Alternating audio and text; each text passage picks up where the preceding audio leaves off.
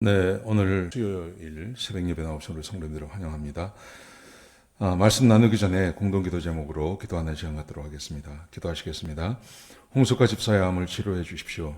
배옥준 집사의 뇌졸중을 치료해 주십시오. 언어가 회복되고 오른쪽 팔다리에 힘이 생겨나도록 해 주십시오. 과간나 집사의 허리를 치료해 주십시오. 고나 집사가 다시 걷도록 해 주십시오. 오기선 어린이가 회복이 잘 되게 해 주십시오. 이승학 성도의 뇌종양 치료가 잘 되게 해 주십시오. 우한 폐렴으로부터 우리를 지켜주십시오. 예수님의 이름으로 기도합니다. 아멘. 오늘 본문의 말씀은 욥기 10장 1절에서 12절까지 말씀입니다. 오늘 본문의 말씀은 욥이 이해하는 하나님과 사람의 관계가 어떠한지에 대해서 우리에게 말해주고 있습니다. 여러분, 하나님과 사람의 관계가 어떠하다고 생각하십니까? 물론 하나님은 창조주시고 우리는 피조물이죠. 그런데 우리의 창조주 되신 하나님께서 사람과 어떤 관계를 맺고 싶어 하시는지, 그리고 실제로 어떻게 관계를 맺어가고 있는지를 오늘 욥을 통해서 정확히 우리에게 말씀해 주고 계십니다. 욥이 1절, 2절에 보시면 마음이 괴롭다 그래요. 내 마음이 참 괴롭다. 그러면서 1절에 보시면 내 영혼이 곤비하고 마음이 괴롭습니다. 내가 그래서 지금 불평하고 내가 말을 하는 겁니다. 그러면서 그 괴로운 이유가 뭐냐 하면 왜 하나님 나를 정죄하십니까? 왜 하나님 나를 이렇게 대우하십니까? 이렇게 말하는 거예요. 그러니까 2절만 읽어보면 1절, 2절을 보면 좀 이해가 되지 않습니다.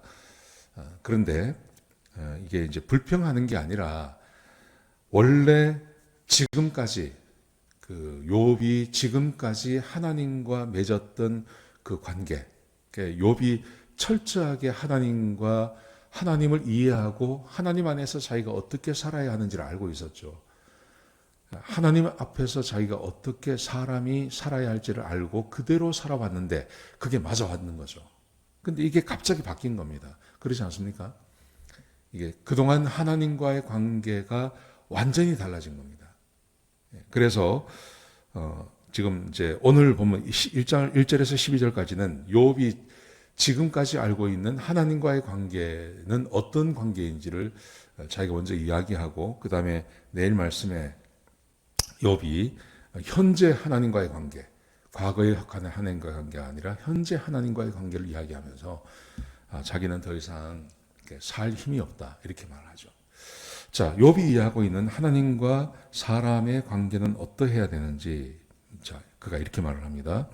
3절에 보시면요.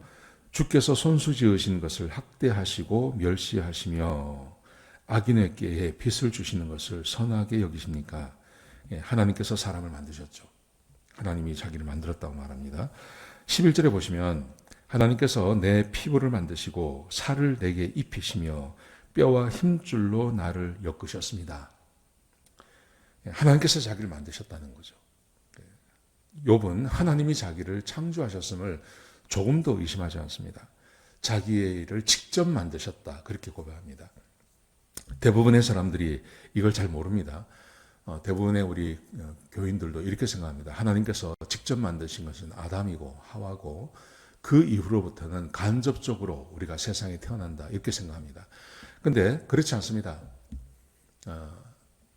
생물학적으로 우리가 부모의 몸에서 만들어진 것은 뭐 의심할 수 없는 거지만, 그렇지만 그것을 허락하시는 분은 하나님이십니다. 그리고 직접 만드십니다. 오늘 여기도 11절에 보면 하나님께서 내 피부와 살을 내게 입히시고 뼈와 힘줄로 나를 엮으셨습니다. 직접 하나님께서 만드셨다 그러거든요. 그런데 이 고백을 욥만 하는 게 아니라 다윗도 하지 않습니까?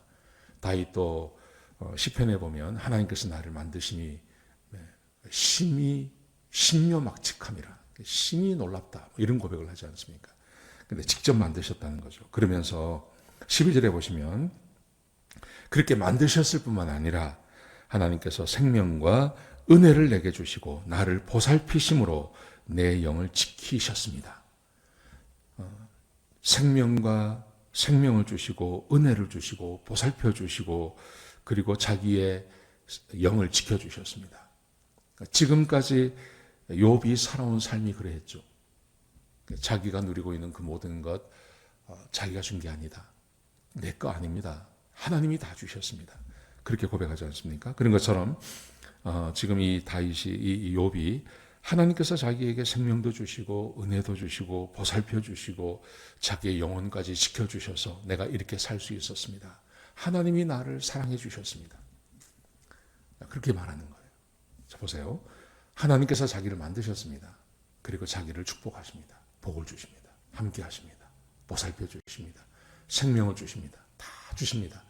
그래서 7절에 보시면 이렇게 말합니다. 주께서는 내가 악하지 않는 것을 아십니다. 그래서 욥은 하나님 앞에 범죄하지 않는 거예요. 자기가 범죄하지 않았다고 말하는 거예요.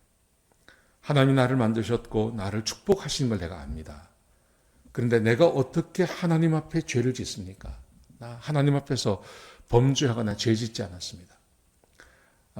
욥이 이해하는 하나님과 사람의 관계가 이겁니다. 하나님께서 사람을 만드시고 그리고 하나님께서 사람을 축복하시고 그리고 사람은 하나님의 말씀에 순종하고 범죄하거나 죄 짓지 않는 삶을 사는 것. 이게 욥이 이해하는 하나님과 사람의 관계라는 거죠. 욥은 이것을 알고 있는 겁니다. 그래서 욥은 지금까지 자기가 이것대로 살아왔다는 겁니다. 이렇게 살아온 것이 자기의 인생이라는 거죠. 사랑하는 성도 여러분, 성경이 이것을 정확하게 말하고 있지 않습니까? 창세기가 우리에게 하나님께서 우리를 만드셨다고 말씀하시고 그리고 하나님께서 우리를 축복하기를 원하신다고 말씀하시고 그리고 우리는 하나님의 말씀에 순종하며 살아야 됩니다. 이걸 성경이 계속해서 우리에게 말씀하고 계시지 않습니까? 그렇게 살아야죠. 그게 맞는 거죠. 여러분, 이것이 사람이 사는 겁니다. 이것이 사람이 그렇게 살아가야 하는 겁니다. 자, 사람은 이렇게 사는 겁니다. 근데 욥이 이걸 정확히 아는 겁니다. 그래서 욥이 하나님의 말씀에 순종하며 그 하나님을 사랑하며 그 말씀대로 살려고 애를 쓰고 수고했던 것입니다. 그리고 그렇게 하는 그 욥을 하나님께서 축복하셨던 겁니다. 사랑하는 성도 여러분, 우리가 사람으로서 특별히 우리는 구원받은 하나님 백성들입니다. 우리가 어떻게 살아야 될지에 대한 분명한 이해가 있어야 된다고 생각합니다. 오늘 지금 욥이 말하는 이 세 가지, 하나님께서 나를 만드셨습니다. 그리고 하나님은 나를 축복하십니다. 그래서 나는 하나님 말씀에 순종합니다. 이 삶이 사람의 삶이라고 생각합니다. 근데 욥이 이제 이해하지 못하는 게 뭐냐면 이게 깨진 거예요. 이게 깨져버린 거예요. 지금까지는 이게 지켜져 왔는데 이게 깨져버린 겁니다. 그래서 욥이 이해가 되지 않는다. 그렇게 말하는 거죠. 8절에 보시면 주께서 나를 만드셨는데 이제 나를 멸하십니까? 하나님께서 나를 9절에 보시면 하나님께서 나를 흙을 뭉쳐서 나를 만드셨는데 이제 다시 나를 티끌로 돌아가게 하십니까? 하나님께서 나를 쏟으셔서 엉긴 젖처럼 나를 만드시니까 도대체 이해가 되지 않습니다. 욥이 하나님 앞에 그렇게 말을 하고 있는 겁니다. 사랑하는 성도 여러분, 오늘 본문이 우리에게 주고 있는 교훈, 그 교훈은 아주 깊은 교훈입니다.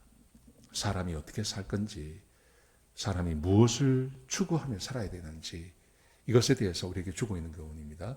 욥이 지금까지 하나님 말씀에 순종했던 이유, 하나님께서 나를 만드셨습니다. 하나님이 나를 축복하십니다. 그래서 나는 주의 말씀에 순종하며 범죄하지 않으려고 애를 쓰며 그렇게 나는 살아왔습니다. 이것이 욥의 인생의 철학이라죠. 욥의 인생 철학 같은 것이죠. 여러분, 오늘 하루 살아가시면서 이 말씀을 따라서 순종하며 사시면 참 좋겠습니다. 하나님 말씀에 온전히 순종하시면서 주의 말씀을 따라 그렇게 복되게 하루를 살아가시는 저와 여러분 되시기를 주의 이름으로 축복합니다. 기도하시겠습니다. 아버지 하나님, 우리에게 귀한 말씀 주셔서 감사합니다. 사람이 어떻게 살아야 하는지에 대해서 말씀하셨습니다. 주님, 우리가 이 말씀대로 순종하며 사는 주의 백성들 되게 하여 주옵소서. 하나님께서 나를 만드셨고 나를 축복하기를 원하십니다. 그래서 나는 하나님의 말씀에 언제나 순종하며 사는 주의 백성이 되게 하여 주옵소서. 주님 감사합니다. 예수님의 귀하신 이름으로 기도드렸습니다. 아멘.